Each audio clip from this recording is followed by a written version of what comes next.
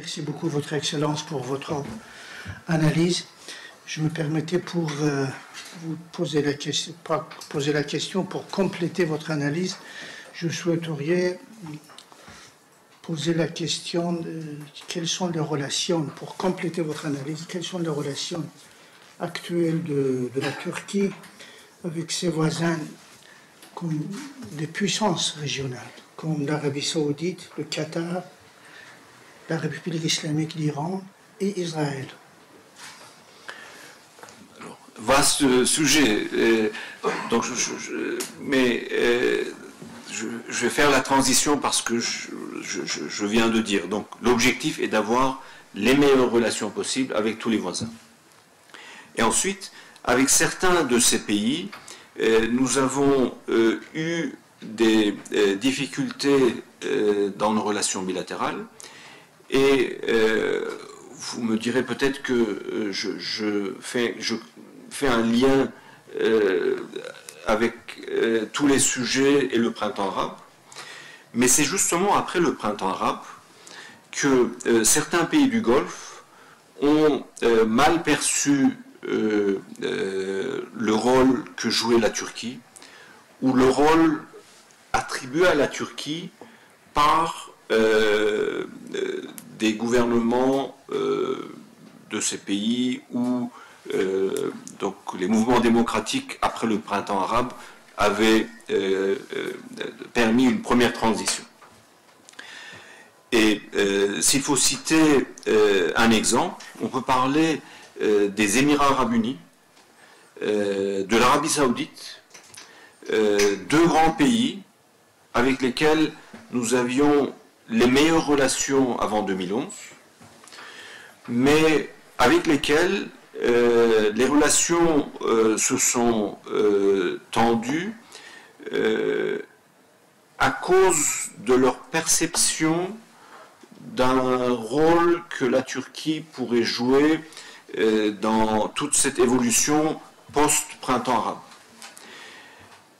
Sans entrer dans les détails, je peux me féliciter que différents efforts menés entre-temps ont permis de corriger ces erreurs de perception, ce qui a permis à nos amis émiratis de venir vers nous, et donc nous avons répondu plus que favorablement à cette initiative de leur part. De la même façon, vous l'avez peut-être constaté, nos relations avec l'Arabie saoudite a beaucoup progressé. Avec l'Arabie saoudite, il y avait eu d'autres sujets particuliers qui avaient créé malgré nous une tension. Je ne veux pas entrer dans les détails de l'exemple de ce journaliste turco-américain qui a été assassiné en Turquie.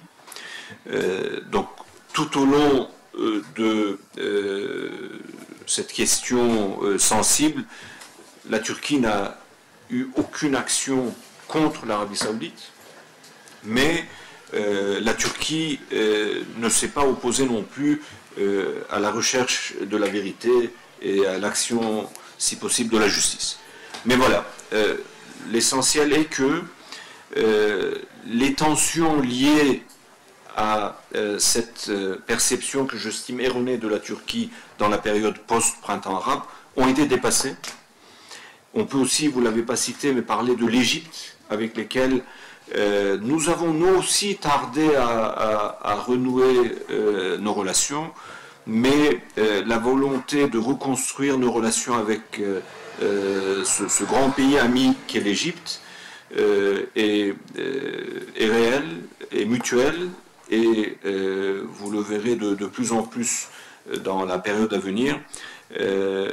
La Turquie reconstruit ses relations proches avec l'Égypte aussi. Vous avez parlé de l'Iran. L'Iran est le voisin de la Turquie avec lequel les frontières communes n'ont pas changé depuis plus de 6 siècles. C'est notre seul voisin avec lequel nous avons une telle stabilité. Nous avons bien sûr des relations très proches avec l'Iran. Ce n'est pas un secret que nous avons des divergences sur des sujets très importants qui sont importants aussi bien pour l'Iran que pour la Turquie. Pour donner l'exemple de la Syrie, les priorités de l'Iran en Syrie et les priorités de la Turquie en Syrie ne sont pas les mêmes. Mais cela ne nous empêche pas de nous mettre à table avec notre voisin iranien dans le format Astana, où les Russes sont présents aussi, pour justement discuter et essayer de dépasser les différends et de faire de sorte à ce que la stabilité puisse être assurée en Syrie. Donc tout ça n'est pas facile. Imaginez discuter avec deux grands pays qui ont donc une présence et une influence très importante en Syrie et des besoins de sécurité de la Turquie liés à la Syrie, mais nous maintenons cette relation et nous continuerons à la maintenir. Donc, pour ce qui est de l'Iran, c'est ce que je peux dire. Et vous n'avez pas posé la question, mais parlant de Syrie, de l'instabilité en Syrie, je vais moi-même faire référence à une difficulté importante que nous rencontrons avec nos alliés au sein de l'OTAN en Syrie. Et c'est peut-être l'erreur la plus grave commise par nos alliés en Syrie. Et encore une fois, c'est lié au printemps arabe, parce que c'est lié à l'instabilité en Syrie qui s'est manifestée après. Et cette instabilité en Syrie a fait que une organisation terroriste comme Daesh a pu émerger en Syrie. Donc, aujourd'hui, en France, on considère Daesh comme une vraie menace. Mais imaginez en Turquie ce que Daesh représente. À notre frontière, l'organisation terroriste la plus redoutée au monde. Et il ne faut surtout pas oublier que la Turquie est malheureusement le pays occidental qui a eu le plus de ses citoyens civils victimes dans des attentats de Daesh commis en Turquie, chose qu'on oublie parfois en France. La Turquie est aussi l'armée qui a mis hors d'état de nuire le plus grand nombre de terroristes de Daesh. Dans l'opération que l'armée turque a menée à Elbap, au nord de la Syrie, 4000 membres de Daesh ont été mis hors d'état de nuire. Et imaginez que dans cette lutte antiterroriste contre Daesh, au corps à corps, aucune autre armée occidentale n'a osé faire ça. Même pas les Américains qui ont des moyens beaucoup plus importants que nous. Et imaginez que dans cette lutte contre Daesh au nord de la Syrie, où 4000 terroristes ont été mis hors d'état de nuire, 72 officiers turcs ont perdu la vie. Je parle d'officiers, pas de militaires seulement. Quelle autre armée occidentale est prête à faire ce sacrifice dans la lutte contre les terroristes de Daesh? Aucune autre armée occidentale n'est capable de faire ce sacrifice. Et pire encore, nos alliés occidentaux, ne se donnant pas les moyens de lutter contre Daesh par les vrais moyens, ont choisi la facilité d'utiliser des mercenaires sur place. Et le mercenaire qu'a choisi mon allié américain n'est autre que le groupe terroriste PKK et les groupuscules liés YPG, PYD, que les charlatans romantiques comme Bernard-Henri Lévy appellent les Amazones kurdes. Mais c'est en fait des groupuscules liés au PKK. Alors, parfois, il est difficile de percevoir et de bien comprendre la réaction vive de la Turquie à ce sujet-là. Mais pour essayer de bien comprendre, il faut se dire que la France, par exemple, après les attentats du Bataclan, a ressenti le besoin, qui est tout à fait compréhensible, d'éviter à n'importe quel prix un deuxième Bataclan dans Paris. C'est le réflexe qu'aurait eu n'importe quel dirigeant, c'est tout à fait normal. Mais le choix d'utiliser les groupes liés aux terroristes du PKK était inacceptable vu de Turquie. Parce que imaginez que mon plus grand allié européen, la France, pour éviter 200 morts à Paris, vient à ma frontière coopérer avec les terroristes qui ont tué 40 000 personnes chez moi.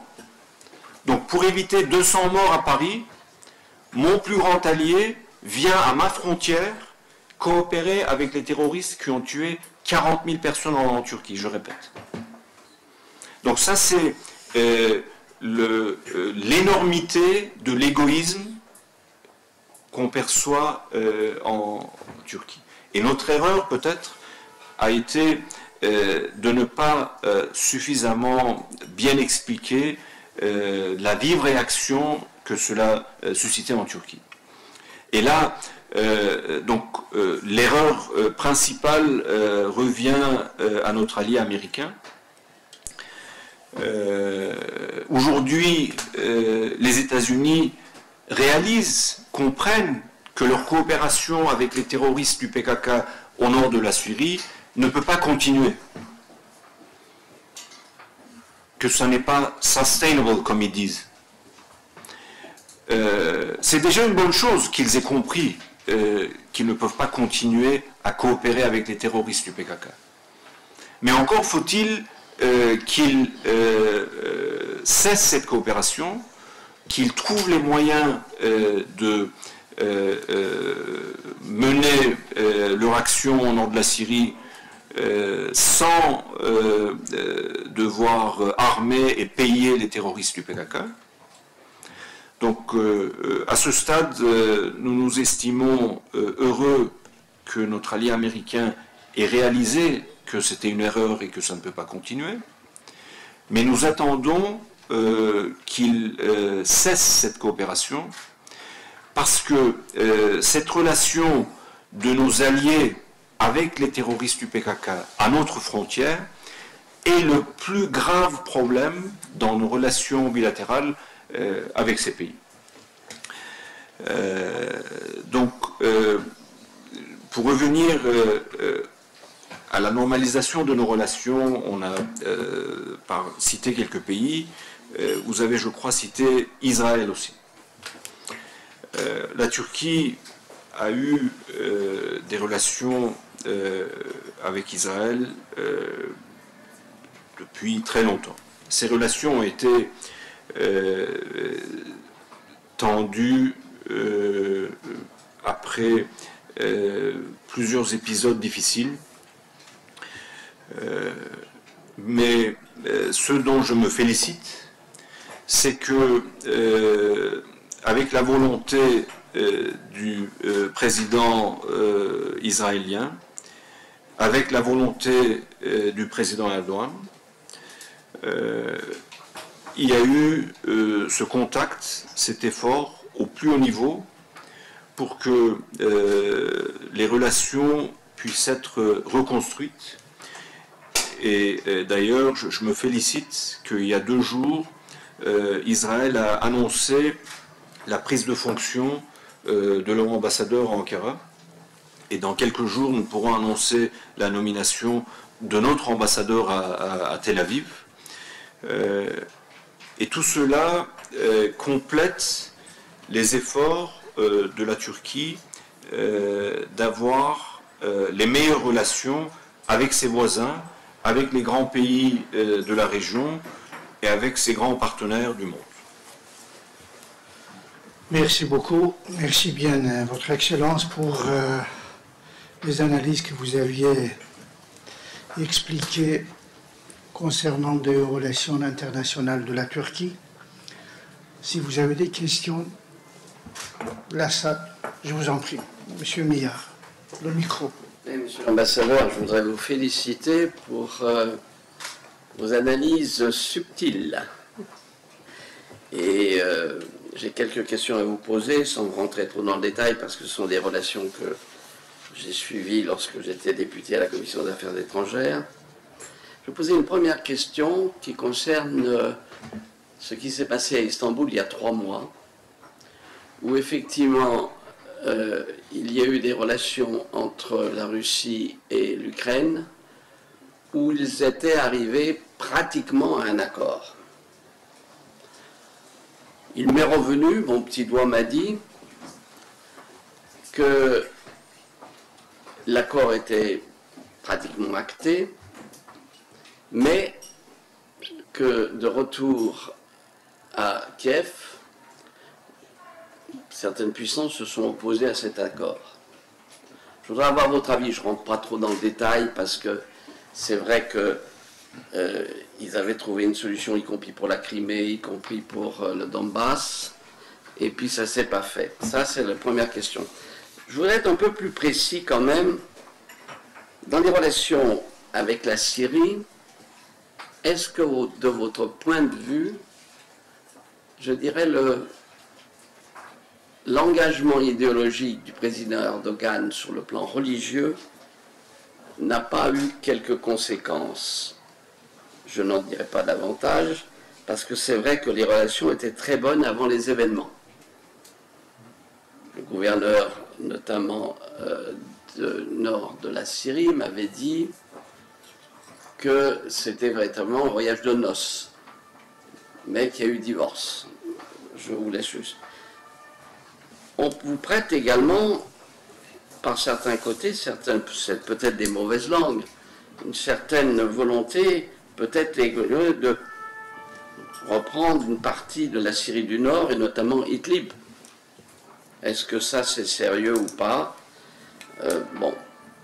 Et puis, j'ai bien entendu, et vous avez commencé par ça, et ça, c'est intéressant, vous avez défendu votre gouvernement de ne pas avoir, je dirais, une nostalgie néo-ottomane. J'en prends acte. Est-ce que c'est le cas de l'opinion publique turque? Je ne parle pas du gouvernement, parce que c'est vrai, on ne va pas faire un parallèle avec Vladimir Poutine, mais je sais très bien que Vladimir Poutine a la nostalgie de la grande URSS, parce que c'était un grand État, etc., et qu'on a vu ce qui s'est passé avec notamment Gorbatchev. Il n'a pas digéré tout ça. Et donc, toute proportion gardée, est-ce que je comprends parfaitement la prudence de votre gouvernement, que vous avez fort bien exprimée, mais est-ce qu'il n'y a pas dans l'opinion publique turque, parce qu'il y a eu quelques déclarations du président Erdogan sur la Libye, il a dit au président Macron, tu nous reproches d'agir, mais nous, on y était là-bas depuis 4 siècles, en Libye, quand effectivement, il y a eu les relations avec l'Algérie, etc. Voilà, je vous laisse parce que je pourrais en rajouter. Mais bravo pour, je dirais, votre talent à défendre la politique de votre pays. J'ai même eu le sentiment parfois, notamment sur, je dirais, les questions, l'Orient compliqué. Il y avait un peu d'équilibrisme, vous voyez ce que je veux dire, mais je ne vous critique pas, non, je suis admiratif. Merci beaucoup, Monsieur Miard. Je réponds. Bien sûr. Donc, au sujet des négociations qui ont eu lieu entre les Ukrainiens et les Russes. Donc la première date importante, c'est tout de suite après le début du conflit, le 10 mars à Antalya, où le ministre Lavrov et son homologue ukrainien s'étaient retrouvés. Et à l'époque, c'était inespéré que les deux ministres puissent être autour de la même table. Alors, cette rencontre n'avait pas eu de résultat immédiat. Et d'ailleurs, ça aurait été irréaliste d'espérer un résultat immédiat.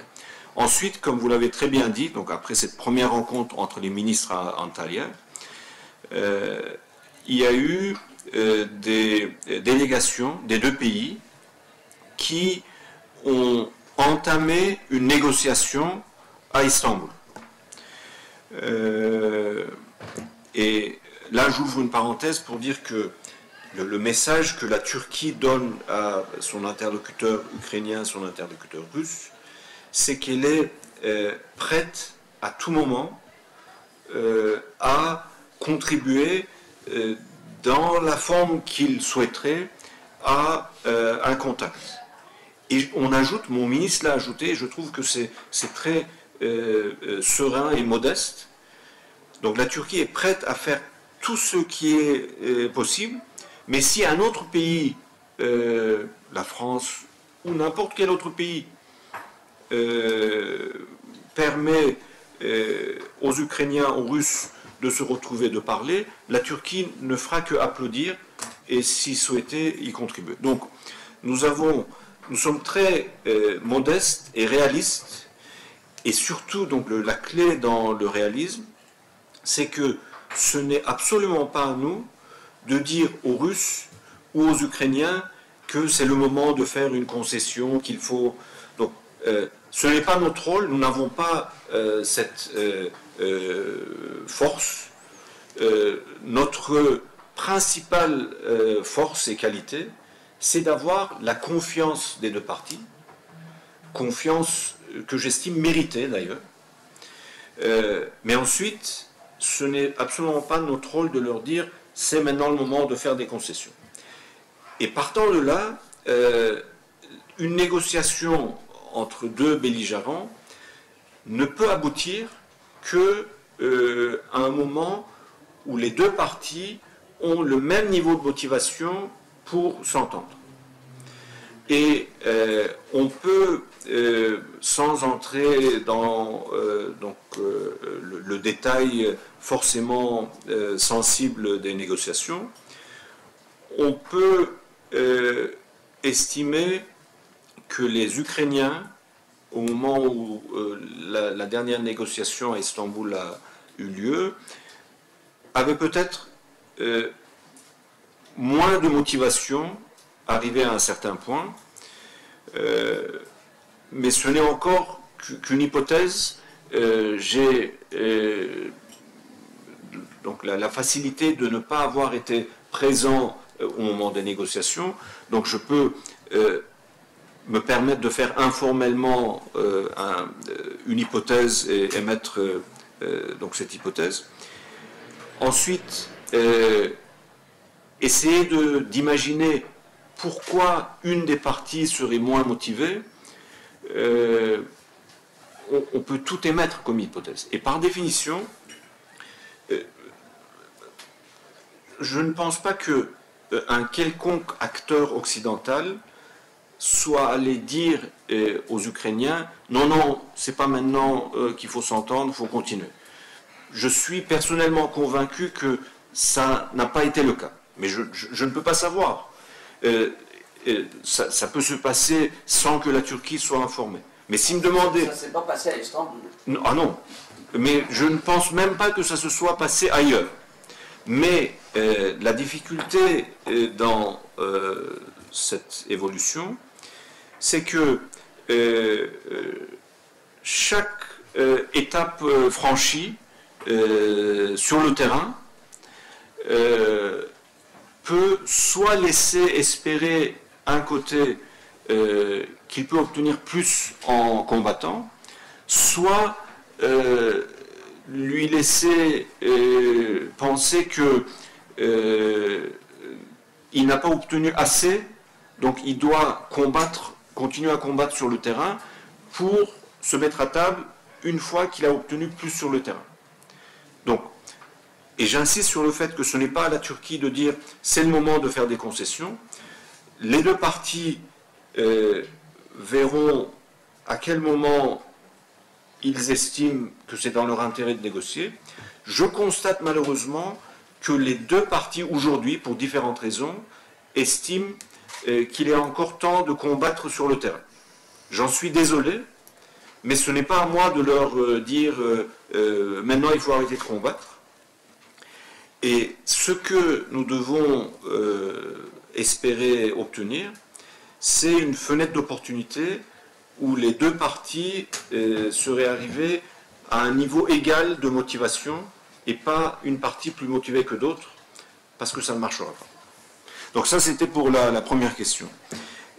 La Syrie, est-ce que la politique du président Erdogan, de AK Parti, qu'on estime, entre guillemets, islamiste parfois,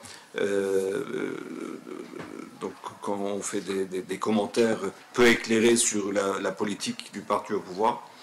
Et l'exemple que je donne pour tenter d'expliquer cela, effectivement, après le printemps arabe, il y a eu cette perception, suscitée souvent d'ailleurs par les pays concernés, où certains partis politiques, certains acteurs politiques ont dit prendre la Turquie pour exemple, alors que nous, on n'avait rien demandé. On a parfois eu l'impression que c'est la Turquie qui manigançait les choses, alors que ce n'était pas le cas. On a accusé les dirigeants turcs d'avoir donc une politique liée à l'islamisme, à l'islam politique, aux frères musulmans. Donc, les frères musulmans, c'est un sujet important dont il faut parler sans tabou. Donc, les frères musulmans, c'est en gros un mouvement politique, une théorie politique qui vient d'Égypte. Les dirigeants politiques en Turquie ont peut-être lu dans leur jeunesse les livres des frères musulmans, ont peut-être pensé que certaines théories des frères musulmans étaient intéressantes. Mais c'est tout.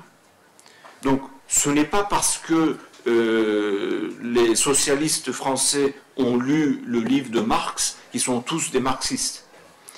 Donc, et pour vraiment visualiser cela, il faut regarder le parti au pouvoir en Turquie, M. Erdogan. Il est au pouvoir depuis 2002.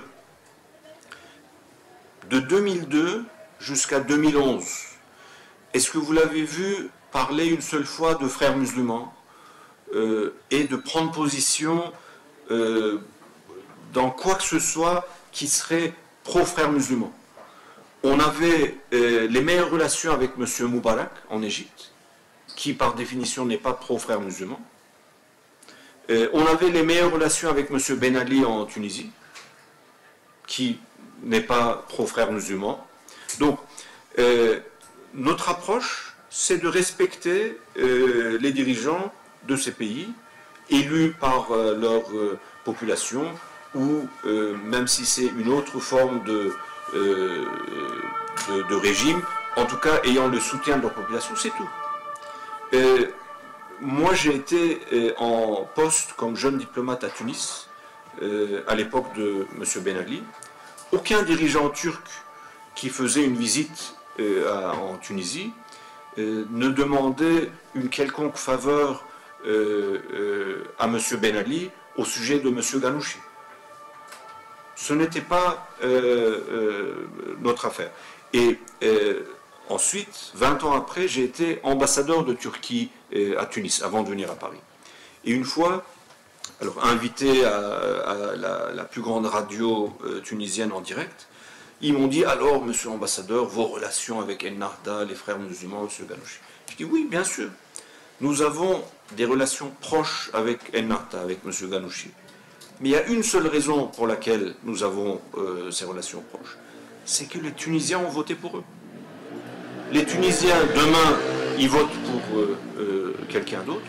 nous aurons les mêmes relations proches. Donc, l'approche, la politique supposée de AK Party, du président Erdogan, n'est pas la cause de l'évolution de notre politique vis-à-vis de la Syrie. Sinon, on n'aurait pas attendu 2011, alors que de 2002 jusqu'en 2011, on avait les meilleures relations avec des dirigeants qui n'avaient rien à voir avec les frères musulmans en Syrie. Mais c'est le printemps arabe, indépendamment de la Turquie, qui a fait que les frères musulmans en Égypte et d'autres partis dans d'autres pays qui se présentaient comme proches des frères musulmans sont arrivés au pouvoir. Et ces partis ont dit, nous prenons comme exemple la Turquie. Ce n'est pas nous qui avons fait campagne pour que ces partis soient élus.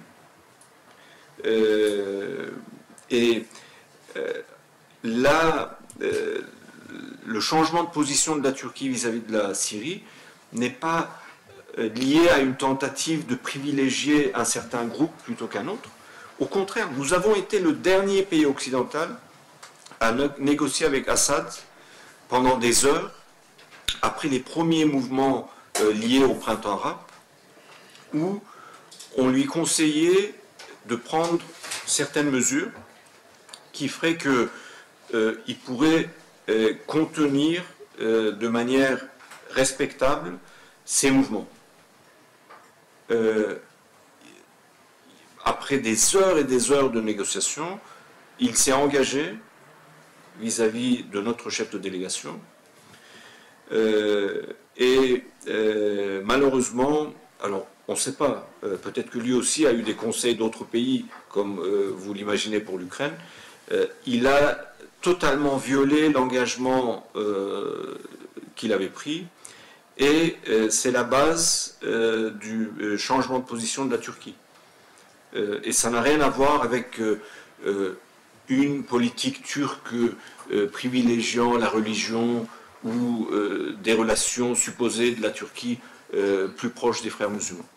Et pour comprendre l'approche frères musulmans de la Turquie, il est intéressant de voir nos relations avec le Qatar, les Émirats arabes unis.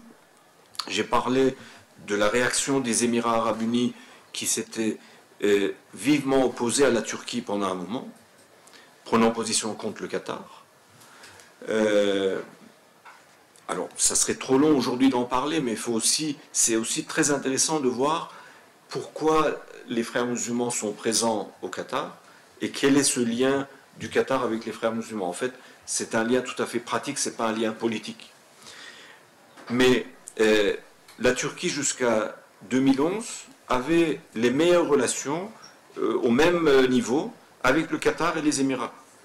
C'est encore une fois le printemps arabe qui a compliqué. Et là, je fais un mea culpa.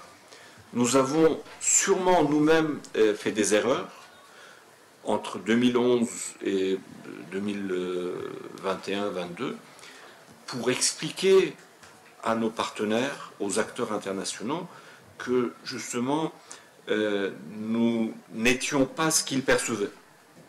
Nous n'avons pas bien fait notre travail, nous diplomates. C'est le constat que je fais, parce que certains de mes interlocuteurs me disent encore aujourd'hui, est-ce que la Turquie fait ça ou ça? Eh bien non. Au sujet de la Libye, et donc en fait on revient à la même question, est-ce que les discours des dirigeants turcs au sujet de la Libye, disant que nous avons été présents là-bas pendant tant d'années, ou donc la première partie de votre question, est-ce que l'opinion publique turque a des ambitions néo-ottomanes? Alors, je me permettrai de faire une comparaison. Vous trouverez sûrement en Turquie, dans l'opinion publique, des nostalgiques de la grandeur des anciennes périodes. Mais je vous assure, vous n'en verrez pas plus que vous en voyez en France. Donc en France, vous verrez sûrement des nostalgiques des colonies, des nostalgiques de l'Empire, des royalistes. Ils sont au musée. peu importe. Donc c'est naturel, ça fait partie de la liberté d'expression. On a donc comme en France. Pour les royalistes. D'accord. Donc, mais je vous réconforte. En Turquie, dans l'opinion publique, il n'y a pas un sentiment général de néo-ottomanisme. Il y a sûrement des personnes qui aiment parler de ces questions, qui ont une peut-être nostalgie personnelle de cette grandeur, mais pas plus qu'en France. Merci. Merci à vous. Merci beaucoup. Il y a d'autres questions? Le micro, s'il vous plaît. Monsieur l'ambassadeur, bonjour. Pourriez-vous commenter la récente adhésion de la Turquie à l'OCS? Le mécanisme de Shanghai, donc pour pas que je fasse d'erreur, OCS, vous parlez de l'organisme, oui. Merci beaucoup. Ça me permet aussi d'expliquer une partie de la perception que je n'avais pas fait, et merci pour ça. Donc déjà, il n'est pas question d'adhésion de la Turquie. La Turquie aujourd'hui n'est même pas observateur. Et d'ailleurs, il n'est pas sûr que les membres de cette organisation souhaitent une adhésion de la Turquie comme membre à part entière. Ensuite, la Turquie a toute la liberté, la possibilité de participer à une ou plusieurs réunions d'un organisme où elle n'est pas membre.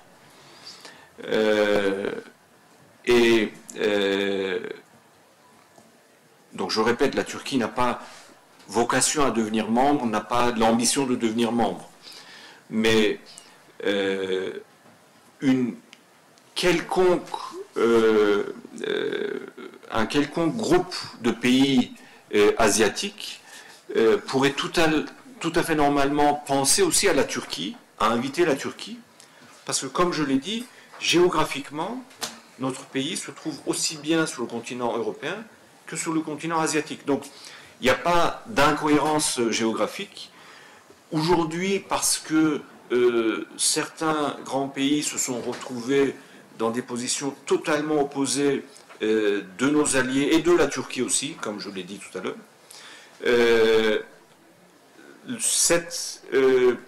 ce contact entre cette organisation et la Turquie a peut-être étonné, mais c'est uniquement un contact. La Turquie peut développer ce contact en cas de souhait mutuel, mais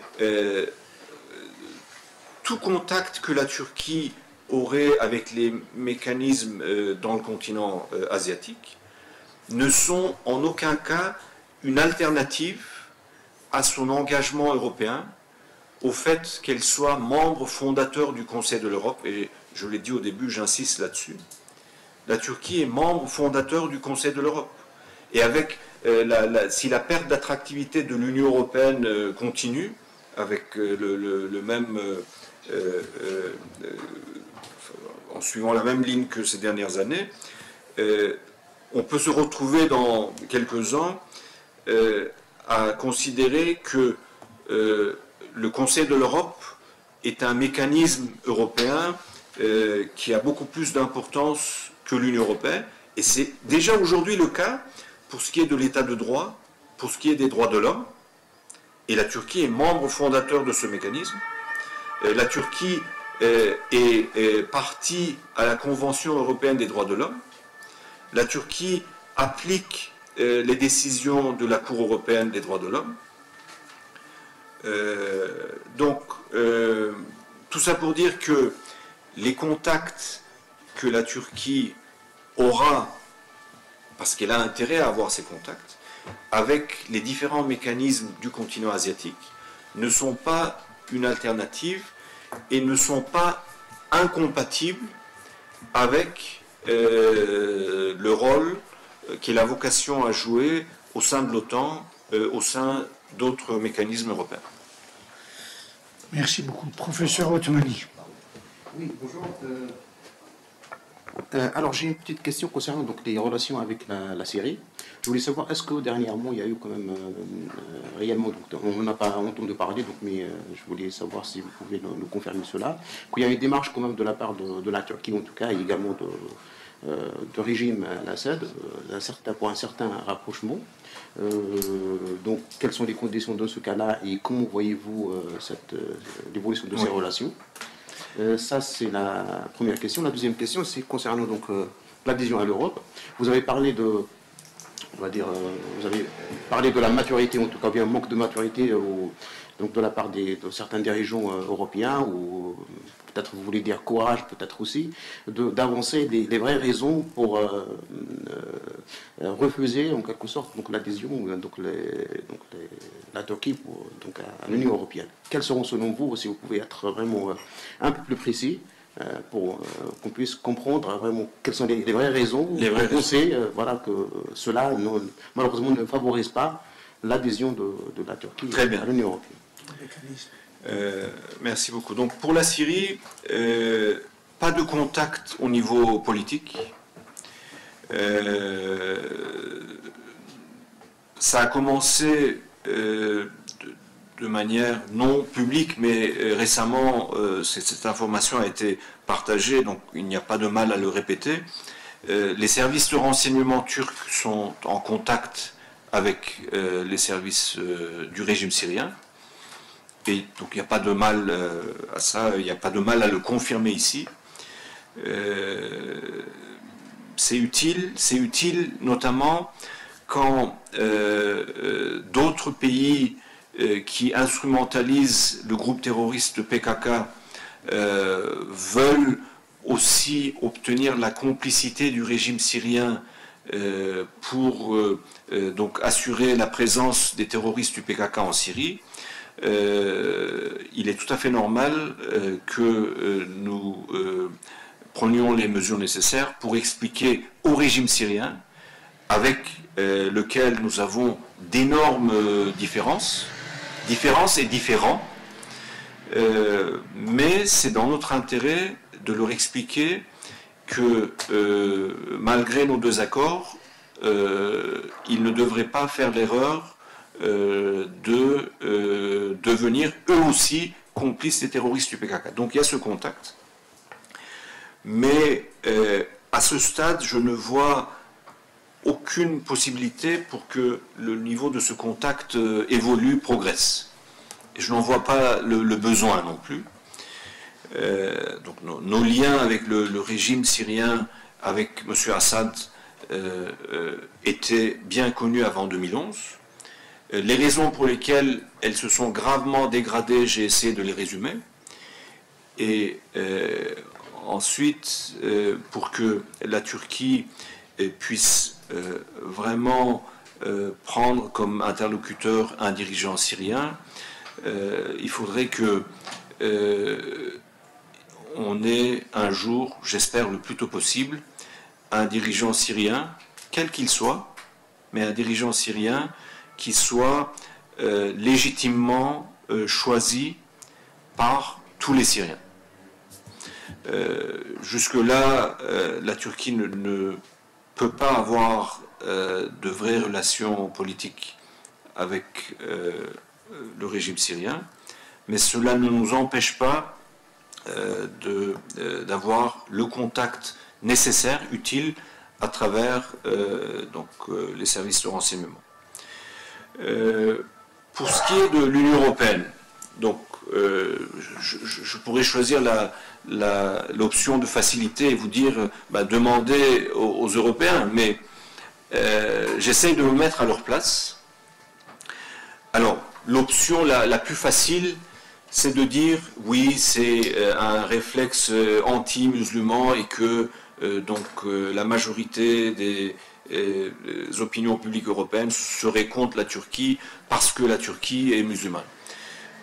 Il y a sûrement quelques fous furieux, quelques racistes qui ont ce réflexe, mais personnellement, je pense que c'est pas le plus important, c'est pas le vrai fond du problème, parce que la Turquie a toujours été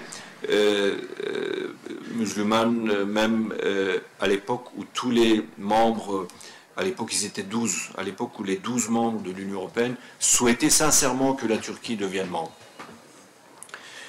Je pense que le frein le plus important au sein des opinions publiques d'Europe occidentale aujourd'hui, c'est la taille de la Turquie et le fait que le rôle du Parlement européen dans l'ensemble des mécanismes européens est progressé et augmenté depuis les années 80, où l'adhésion de la Turquie était une réalité souhaitée par les 12 membres de l'époque. Mais depuis les années 80 jusqu'à aujourd'hui, l'évolution naturelle de l'Union européenne a fait que le poids du Parlement européen a augmenté. Et donc une Turquie de 85 millions qui deviendrait membre peut peut-être inquiéter certaines opinions publiques européennes, certains dirigeants européens. Mais là aussi, c'est une erreur. Et je répète, c'est un manque de maturité et de clairvoyance, parce que s'inquiéter du fait qu'une Turquie grande, avec une population de 85 millions, adhère et que cela constitue une difficulté pour l'Union européenne, suppose que cette Turquie aurait d'autres priorités que l'Union européenne et qu'elle modifierait, qu'elle dégraderait les prises de décision de l'Union européenne. Alors que je pense que quelqu'un qui connaît bien la Turquie, qui a suivi la Turquie depuis toutes ces années, peut être convaincu que la Turquie peut contribuer à la force de l'Union européenne en partageant les priorités de l'Union européenne comme elles existent aujourd'hui. Mais voilà, ce n'est pas facile à expliquer, et ce n'est d'ailleurs pas à un diplomate turc de l'expliquer. L'idéal serait que des hommes politiques allemands, hollandais, français aient le courage de l'expliquer, mais je fais malheureusement le constat qu'ils ont déjà beaucoup de difficultés à expliquer d'autres questions théoriquement plus faciles à expliquer. Voilà. Merci beaucoup. Au fond, Monsieur Emami. Bonjour, Monsieur l'ambassadeur. La probabilité que la guerre en Ukraine va développer est très forte. Je voudrais savoir, votre pays, admettons si ça développe, est-ce que votre pays sera engagé de rentrer dans une guerre pareille ou non? Et si vous permettez, je voudrais aussi en même temps remercier à Dr Al-Rasmin qui nous donne cette occasion, qu'on vient dans cet établissement, on parle des choses, des sujets qui resteront dans l'histoire de géopolitique internationale. Merci, Monsieur l'ambassadeur. Merci à vous. Donc, que la guerre dans notre région s'aggrave est une vraie menace. Donc ça peut s'aggraver par décision délibérée des belligérants, ou on peut même par erreur aller vers une crise qui s'aggraverait. Alors, la Turquie n'aura pas vocation à prendre parti directement dans une telle guerre.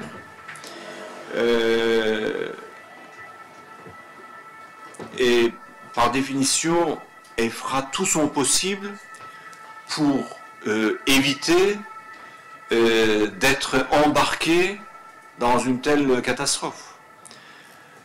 Mais si l'une des parties, pour une raison qu'on ne peut même pas imaginer aujourd'hui, ou par erreur, venait à attaquer la Turquie, la Turquie serait obligée de prendre action aussi. Mais je suis je ne suis pas très optimiste pour une solution immédiate de la situation. Par contre, je suis optimiste pour pouvoir dire que nous n'en arriverons pas là. Donc, pas besoin d'inquiétude. Merci beaucoup. Est-ce qu'il y a d'autres questions, Monsieur Meillard? D'abord, j'admire, je dirais, l'analyse. Où est-ce que vous en êtes sur ce qui était à l'époque, je pense que c'est renvoyé au calendrier grec, comme on dit en français, sur le marché commun ou l'opération, je dirais, d'avoir une zone douanière assez intégrée, ou du moins avec la baisse des droits de douane, Turquie, Syrie, Arabie Saoudite, etc. Est-ce que sur ce point précis, vous avez encore des espoirs? Alors, merci pour la question. C'est effectivement une idée qui avait été émise à l'époque, donc avant 2011, par les dirigeants turcs. Ça n'était pas forcément une union douanière comme on a dans le cadre de l'Union européenne. Mais donc la Turquie a toujours été favorable à toute mesure qui faciliterait le commerce au niveau bilatéral ou trilatéral, multilatéral. Et à l'époque, cela semblait possible parce que c'était l'époque où on organisait des réunions ministérielles communes avec notre voisin syrien. Et géographiquement, cela semblait intéressant que le commerce, entre autres, qui transiterait par la Syrie, puisse aller vers d'autres pays de la région.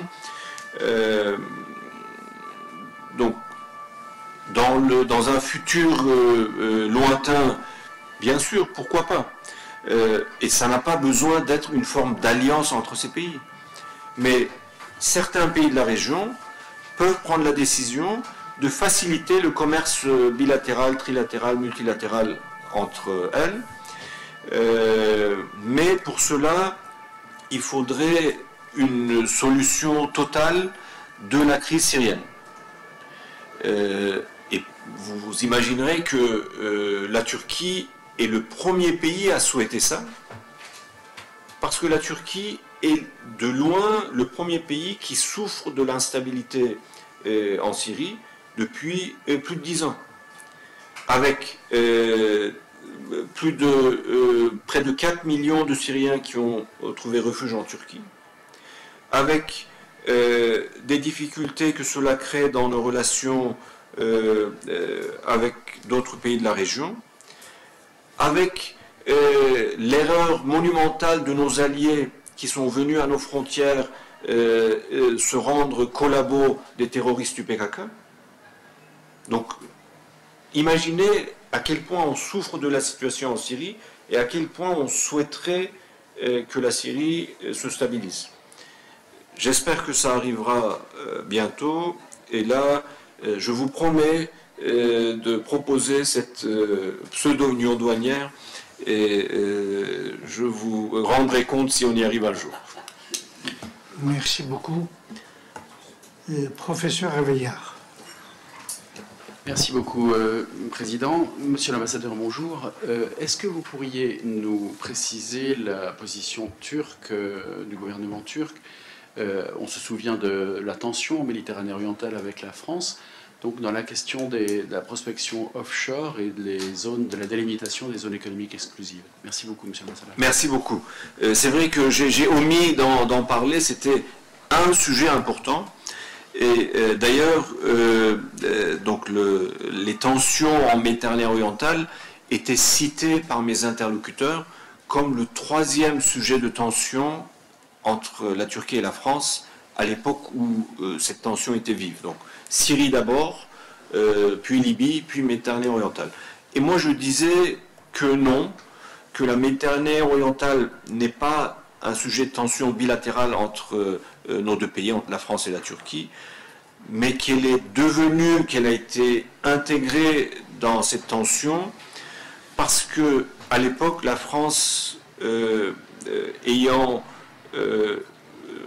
perçu une hostilité de la Turquie qui n'était, selon moi, injustifiée, comme j'ai essayé de l'expliquer, en Syrie et en Libye, la France avait choisi de soutenir, entre guillemets, aveuglément les positions grecques et chypriotes grecques dans la Méditerranée orientale. Et en fait, les différentes actions prises par la Turquie à partir de 2019 en Méditerranée orientale n'ont pas vraiment visé à trouver du pétrole ou à trouver du gaz pour exploiter, mais les différentes actions prises par la Turquie ou par les Chypriotes turcs étaient plus une affirmation de souveraineté qui était rendue nécessaire par des positions mégalomaniaques de notre voisin grec et de nos amis chypriotes grecs. Et en fait, cette mégalomanie a fait jour, a été portée à l'attention du monde entier en 2019, parce que une action menée par la Turquie a surpris notre voisin, notre allié grec, plus que ce que nous avions prévu, parce que la Turquie a signé un accord bilatéral avec la Libye par rapport à la délimitation de la zone maritime. Ce qui a beaucoup inquiété nos amis grecs et les a fait réagir excessivement. Pourtant, cet accord signé avec la Libye, par définition, est un accord bilatéral. Donc cet accord n'est pas un partage définitif des zones maritimes en Méditerranée, parce que par définition, deux pays à eux seuls n'ont pas le dernier mot par rapport aux arguments que la Grèce, que l'Égypte, que Israël, que d'autres pays donc côtiers peuvent avoir. Mais cette affirmation de position bilatérale, jusqu'au jour où d'autres présenteront leurs arguments, était un engagement côté libyen et côté turc de ne pas revendiquer plus de zones maritimes vis-à-vis l'un de l'autre. Nos amis grecs n'ont pas pu réagir avec cette sérénité à cette question. L'une des raisons, c'est que le caractère bilatéral et donc non définitif de notre accord avec la Libye a montré au monde entier que la tentative de partage de notre allié grec avec nos amis chypriotes grecs de toute la Méditerranée, par définition au niveau bilatéral, sans demander l'avis de la Turquie et d'autres pays, était totalement invalable, injustifié, illégal, enfin on peut trouver beaucoup d'adjectifs. Et ce qui était amusant, donc aujourd'hui on peut trouver cette carte sur internet juste pour rigoler, donc si vous visualisez une carte de la Turquie, j'ouvre une parenthèse, est le pays méditerranéen qui a les côtes les plus longues bordant la Méditerranée. Mais au sud de Antalya, donc c'est le sud de la Turquie, en face de l'île de Chypre, il y a une toute petite île grecque, un rocher.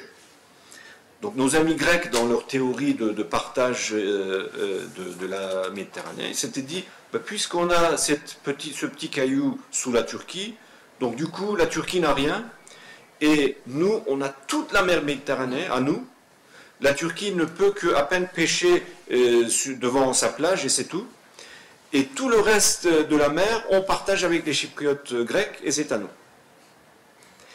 Donc cette absurdité a été rendu public quand nos amis grecs ont voulu questionner l'accord qu'on a signé avec la Libye.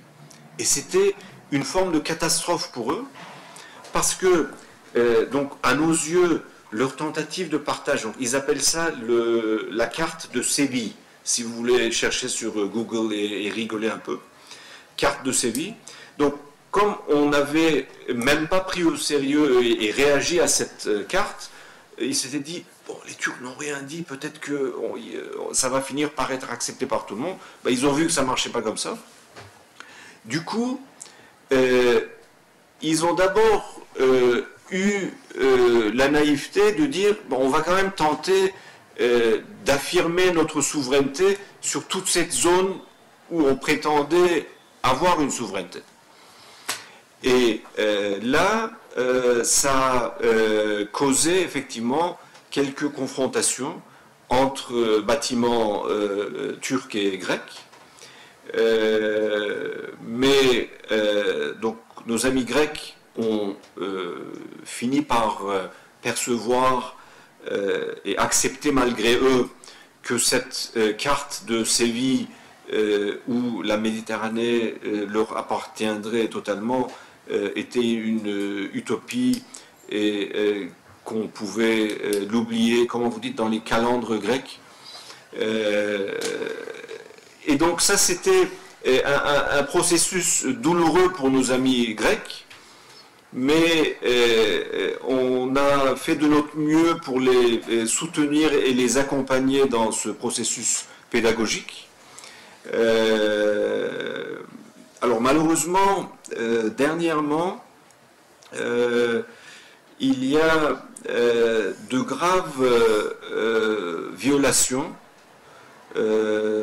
unilatérales grecques qui sont étonnantes sur plusieurs points. Parce que donc cette période d'il y a 2 ans à peu près, où il y avait eu de vraies confrontations pour cette affirmation de souveraineté dans la zone dont je vous ai parlé, les dirigeants turcs et grecs ont eu la motivation de se rencontrer et de mettre fin à ces confrontations inutiles. Donc le Premier ministre Mitsotakis a visité la Turquie et s'est longtemps entretenu avec le président Erdogan, qu'il a reçu de la meilleure manière. Donc nous nous étions dit, les choses se calment, et par définition, on peut très bien avoir des revendications différentes. Soit on négocie pour s'entendre, soit on va auprès d'une juridiction internationale, un peu comme la France et le Royaume-Uni ont fait pour la Manche. Donc on peut avoir des désaccords, ces désaccords peuvent être résolus. Donc on était très optimiste, modestement, côté turc. M. Mitsotakis a quitté la Turquie. Puis, quelques temps après, il a prévu une visite aux États-Unis. Alors, étonnamment, quelques jours avant sa visite aux États-Unis, des avions militaires grecs ont violé l'espace aérien turc, mais ils ont carrément volé sur le terre-plein turc dans la côte égéenne. Alors, les règles d'engagement de l'armée de l'air turque, sans même avoir besoin de prendre de nouvelles instructions, c'est de rendre immédiatement l'action par une riposte. Chose qu'on a fait. Et le rêve de M. Mitsotakis était réalisé. Il a pu aller aux États-Unis pour pleurer devant les Américains et dire « Voilà là où les Turcs ont violé mon espace aérien ». Alors que c'était une riposte de notre part à une violation flagrante. Dernièrement, chose plus étonnante, 2 F-16 turcs qui participaient à un exercice OTAN avec un bombardier américain dans l'espace aérien international de la mer Égée ont été, comme on appelle chez les militaires, illuminés par 2 F-16 grecs. Donc imaginez, mission OTAN, et les avions turcs qui font partie de cette mission OTAN sont illuminés, donc illuminer, ça veut dire jeter dans mon radar, il suffit que j'appuie sur le missile. Si vous avez regardé Top Gun récemment.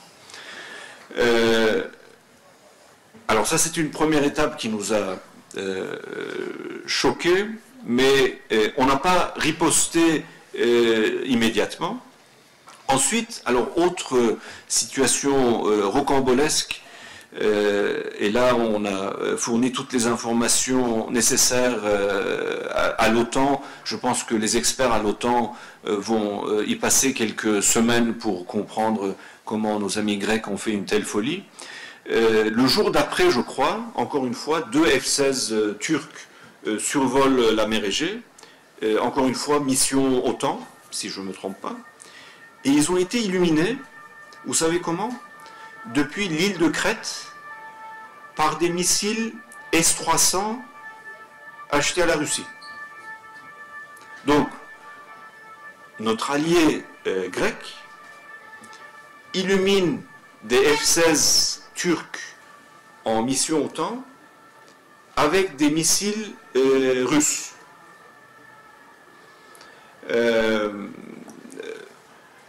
Alors, on n'a pas riposté. Quelques jours plus tard, M. Mitsotakis a effectué une visite à Paris. Peut-être que, comme sa visite aux États-Unis, il espérait qu'on lui rende sa monnaie immédiatement pour mieux venir pleurer en France en disant voilà, la Turquie a fait telle violation.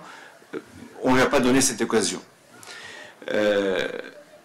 Un dernier élément par rapport aux questions liées à la mer Égée.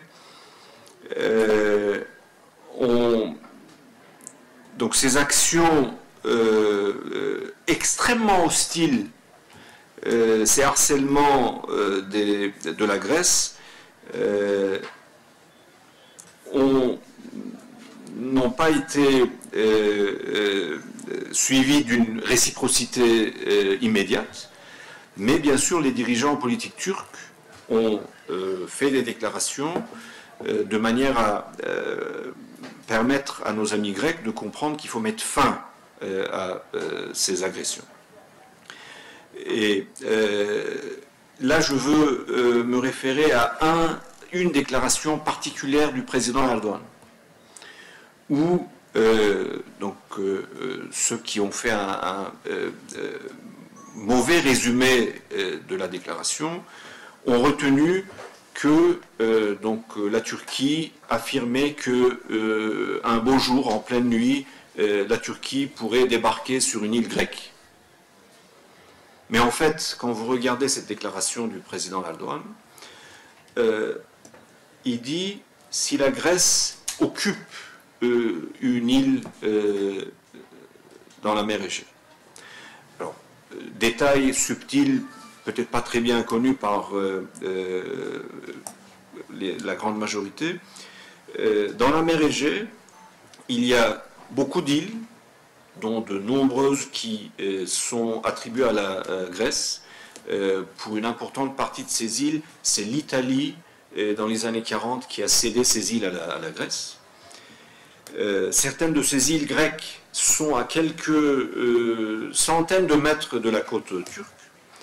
Et puis, parfois, entre ces îles grecques et la côte turque, il y a des petits rochers, des petits îlots, qui n'ont jamais été attribués à la Grèce par aucun accord international. Et dans les années 80, en 96, si je ne me trompe pas, nos amis grecs ont eu la mauvaise idée de tenter de débarquer sur l'un de ces îlots, de ces petits rochers, avec un drapeau grec. Je peux vous dire modestement qu'il n'a pas fait long feu, ce drapeau, sur ce caillou.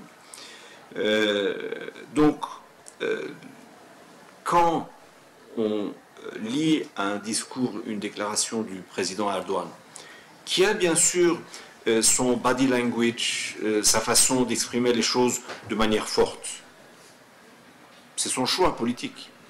Mais avant d'en tirer des conséquences hâtives, il faut regarder ce qui a été dit. Donc la Turquie et ça a été dit à de nombreuses reprises, n'a aucune visée sur aucun territoire grec. Aucun centimètre carré d'une île grecque ne m'intéresse. Par contre, je ne laisserai la Grèce ne s'approcher ne serait-ce que d'1 millimètre carré du territoire turc. C'est l'équilibre que je préserverai quoi qu'il en coûte. Merci beaucoup. La dernière question. C'est bon? Si c'était bon. Oui, oui. Non, c'est seulement vite fait. Oui, c'était bon parce que vraiment, monsieur l'ambassadeur a répondu à toutes les questions presque. Je voudrais vous féliciter vraiment de votre qualité de diplomate, c'est très important. Et je félicite aussi la diplomatie turque de mettre toutes ces relations diplomatiques, de mettre à zéro ces relations, puis de reprendre à nouveau, surtout dans la région du Moyen-Orient. En qualité aussi d'avocat internationaliste, je suis en charge de certains dossiers, surtout auprès de la Cour pénale internationale. Je voudrais savoir comment vous allez jouer de vos relations avec l'État d'Israël, l'État de l'occupation, l'autorité de l'occupation, dans la question vitale, la question vitale des Palestiniens, surtout les droits des Palestiniens. Et ça, je crois, c'est une question primordiale qui essaie de, qui est vivante aussi dans la région, et par une relation très étroite aussi avec la Turquie. Je vais beaucoup en Turquie et je trouve, avec plusieurs juristes turcs, qu'on est en train de faire un certain lobby international pour qu'on puisse vraiment imposer le droit international de la vision française, mais aussi de la vision turque. Merci beaucoup pour cette question. Ça a toujours été un débat en Turquie aussi, de savoir comment concilier ce soutien indéfectible de la Turquie à la cause palestinienne avec les relations avec Israël. Et l'expérience montre que, parce que nous avons fait l'expérience d'une période où nous avions quasi pas de relations avec Israël, et nous avons aussi l'expérience dans le passé où nous avions de très proches relations avec Israël, avec une coopération entre nos militaires.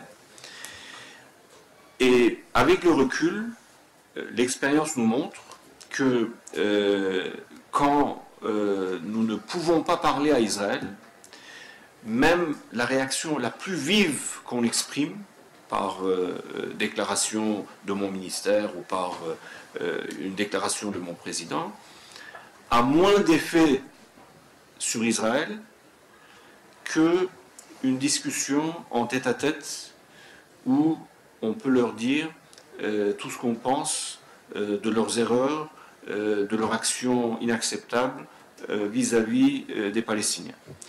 Et donc ça, c'est le constat que nous faisions. Et ce qui nous réconforte, c'est que nos amis, nos frères palestiniens nous disent eux-mêmes qu'ils ont plus besoin de nous comme interlocuteurs d'Israël, comme acteur qui peut être entendu, écouté par Israël, que un acteur qui n'a aucun contact avec Israël et qui doit se contenter de faire des déclarations, même si elles sont très fortes. Merci beaucoup, Votre Excellence, pour cette analyse pertinente.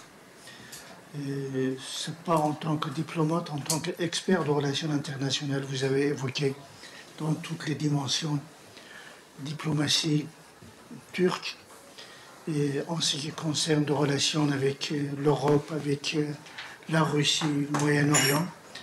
Et nous espérons de vous recevoir dans les prochaines à venir. Merci bien. Merci beaucoup.